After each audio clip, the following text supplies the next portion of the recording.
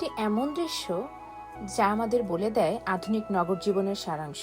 একদিকে উন্নয়ন, প্রযুক্তি, দালান কোঠা, আরেকদিকে প্রকৃতি, প্রশান্তি ও মানুষের আদেশিকর। আমরা এমন এক সময়ে বাস করছি যেখানে প্রতিযোগিতার তোড়ে আমরা সবকিছু হারিয়ে ফেলতে বসেছি। হারিয়ে ফেলেছি পাখির ডাক, ঘাসে হেঁটে যাওয়া আনন্দ কিংবা নিঃশব্দে সূর্যাস্ত দেখার মুহূর্ত। কিন্তু ম্যানহাটনের এই এক টুকরো সবুজ যা আমরা এত সুন্দরভাবে উপভোগ করতে পারি, সেজন্য আমাদের মনে করিয়ে দেয় উন্নয়ন মানেই ধ্বংস নয়, বরং প্রকৃত উন্নয়ন তখনই যখন প্রযুক্তি ও প্রকৃতি একসাথে বাঁচে। বন্ধুরা, উঁচু উঁচু বিল্ডিং আমাদের স্বপ্নের প্রতীক হতে পারে, কিন্তু তার ছায়ায় যদি একটি গাছ না থাকে তাহলে সে স্বপ্নে প্রাণ থাকে না। এই শহর আমাদের শেখায় কংক্রিটের জঙ্গলের মধ্যেও সবুজের জায়গা রাখা যায়, রাখা উচিত।